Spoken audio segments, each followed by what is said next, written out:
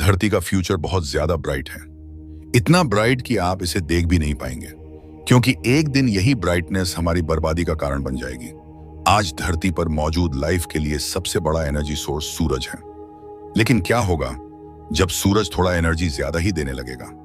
वर्तमान समय में सन में प्रति second 700 million ton hydrogen fuse होकर 695 मिलियन टन हीलियम में बदल रहा है, और जो 5 मिलियन टन मिसिंग मैस है वो सीधे एनर्जी में बदल जाता है। सन एक सेकंड में इतनी एनर्जी उत्पन्न करता है जितनी पूरी ह्यूमैनिटी मिलकर 6,50,000 साल में भी इस्तेमाल नहीं कर पाएगी। अर्थ तक सूरज की एनर्जी का सिर्फ एक छोटा सा हिस्सा पहुंचता है, लेकिन यही हमें जिंदा रखता है। अगर सिर्फ बेसिक फिजिक्स से अर्थ की टेम्परेचर कैलकुलेट करें तो ये -15 डिग्री होना चाहिए, लेकिन असल में अर्थ का एवरेज टेम्परेचर +15 डिग्री सेल्सियस है, क्योंकि हमारी एटमॉस्फेयर में मौजूद ग्रीन हाउस गैसेस हीट को ट्रैप कर लेती हैं। लेकिन पिछले 100 सालों में इंसानों ने इसमें 40 बिलियन टन कार्बन डाइऑक्साइड हर साल जोड़ना शुरू कर दिया। इसका असर तेज है, लेकिन सूरज का असर धीमा और डरावना। सन का कोर धीरे धीरे और डेंस होता जा रहा है, क्योंकि फ्यूजन के बाद जो हीलियम बचता है वो सेंटर में इकट्ठा हो रहा है, जिसे आप न्यूक्लियर ऐश भी कह सकते हैं। ये डेंस हीलियम कंप्रेस होकर कोर को और गर्म बनाता है, और जैसे जैसे कोर गर्म होता है सन और भी ज्यादा ब्राइट और लुमिनस होता जाता है। अगर हम कुछ अरब साल आगे समय में जाएं तो सूरज की तेजी से बढ़ती रोशनी अर्थ के लिए डिजास्टर बनेगी। सबसे पहले हमारे एटमॉस्फेयर का सारा वाटर वेपर उड़ जाएगा, फिर ओशंस भी पूरी तरह इवेपोरेट हो जाएंगे। अर्थ एक सूखी झुलसी हुई दुनिया बन जाएगी। लेकिन चिंता की बात नहीं, अभी इसे लगभग 3 बिलियन ईयर्स बाकी हैं। इस पॉइंट के बाद सूरज का असली रूप सामने आएगा।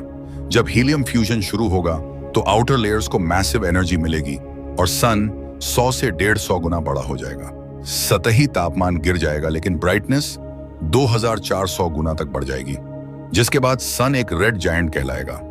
मर्क्यूरी और वीनस सबसे पहले इसके अंदर समा जाएंगे। और अर्थ, कुछ साइंटिस्ट्स कहते हैं अर्थ बच सकती है, बाकी कहते हैं ये भी जल जाएगा।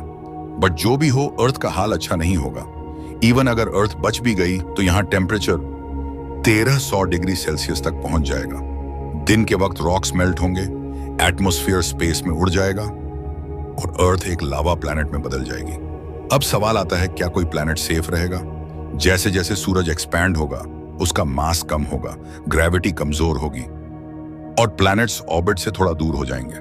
पर यह मूवमेंट इतनी नहीं होगी कि किसी को बचा सके। जुपिटर का टेम्परेचर -110 से बढ़कर 300 डिग्री तक हो जाएगा। उसके आइसी मून्स पिघलेंगे और बॉयल होंगे। शायद सिर्फ प्लूटो थोड़ा सेफ हो, जहां फ्यूचर में टेम्परेचर -10 डिग्री सेल्सियस तक पहुंच सकता है। मीथेन और कार्बन डाइऑक्साइड वहां ग्रीन हाउस इफेक्ट पैदा कर सकते हैं। शायद वहां कुछ पॉसिबिलिटी हो, लेकिन आखिरकार रेड जायंट फेज के बाद सन अपनी बाहरी लेयर्स को उड़ा देगा और अंदर से बचेगा सिर्फ एक व्हाइट ड्वार्फ, एक छोटा super hot but dim ball जो अर्थ जितना बड़ा होगा, लेकिन इतनी कम एनर्जी देगा कि प्लैनेट्स फिर से ठंडी मौत मर जाएंगे। यह सब कुछ अरबों साल बाद होगा, लेकिन सवाल यह नहीं कि क्या होगा।